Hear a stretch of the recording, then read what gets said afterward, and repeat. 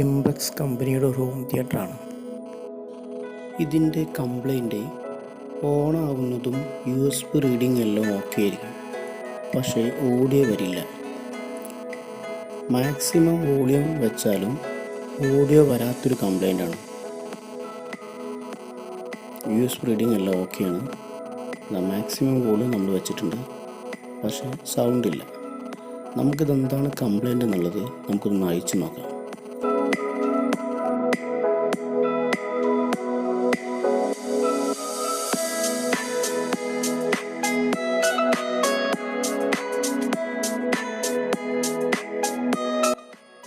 TDA 2030 എന്ന IC ആണ് സബിന് ഉപയോഗിച്ചിരിക്കുന്നത്.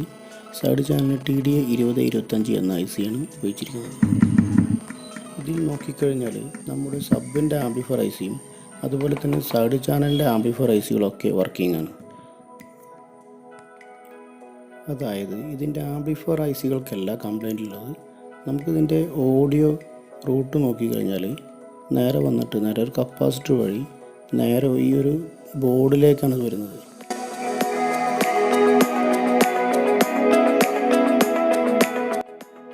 ആംപ്ലിഫയർ ICയിൽ നിന്ന് വരുന്ന ഓഡിയോ ഇൻപുട്ട് ഈ ഒരു ബോർഡിലേക്കാണ് വരുന്നത്.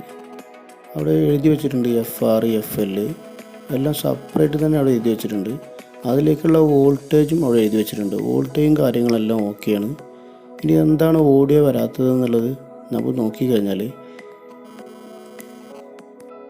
ഇതുപോലത്തെ ഒരു ബോർഡാണ് അവിടെ വരുന്നത്. SMD-IC 2358 എന്നുള്ള SMD-IC ഉപയോഗിച്ചിട്ടുള്ള ഒരു ബോർഡാണ് അവിടെ വരുന്നത്. ഒരു ഫിൽറ്ററിങ് ICയും കാണാൻ പറ്റും. 4558 എന്നുള്ള ഒരു SMD-ICയും ഉണ്ട്. ഞാൻ നോക്കിയിട്ട് ഇതിൻ്റെ കംപ്ലൈൻറ്റ് വരുന്നത് ഇതിൻ്റെ മ്യൂട്ടിലാണ് വരുന്നത്. ഈ മ്യൂട്ട് എന്ന് എഴുതിയിട്ടുള്ള പിന്നെ നേരെ USB ബോർഡിലേക്കാണ് പോകുന്നത്. ഫ്രണ്ട് USB ബോർഡിലേക്കാണ് പോകുന്നതായിട്ട് കാണുന്നത്. നോക്കി കാണാൻ പറ്റും, ഫ്രണ്ടിലേക്കാണ് പോകുന്നത്.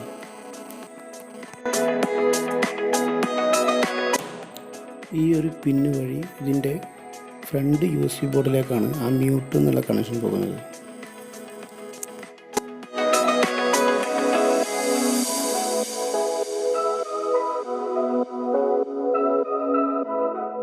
വളരെ വ്യക്തമായിട്ട് തന്നെ കാണാൻ സാധിക്കും. ഈ മ്യൂട്ട് എന്ന് എഴുതിയ ഭാഗം നമുക്ക് ഈ ഒരു ഭാഗത്ത് ഇത് കട്ട് ചെയ്ത് വെക്കണം. ഒന്ന് കത്തി ഉപയോഗിച്ചിട്ട് ഒന്ന് കട്ട് ചെയ്ത് വെക്കണം. ഇതുപോലെ ഒന്ന് കട്ട് ചെയ്ത് വെക്കുക.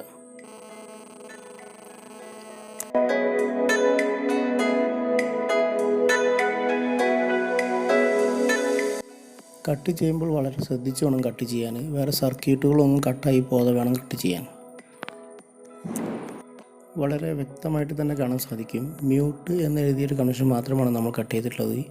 USB ബോർഡിൽ നിന്ന് വരുന്ന മ്യൂട്ട് എന്നെഴുതിയ കണക്ഷൻ മാത്രമാണ് നമ്മൾ കട്ട് ചെയ്തിട്ടുള്ളത്. ഇനി നമുക്കിത് സെറ്റ് ചെയ്തതിന് ശേഷം ഒന്ന് വർക്ക് ചെയ്ത് നോക്കാം.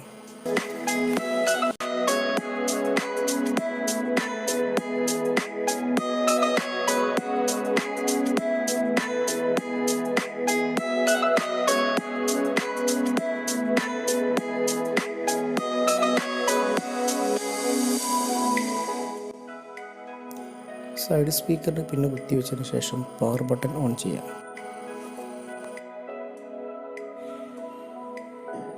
USB ഒന്ന് നമുക്ക് കുത്തി നോക്കാം.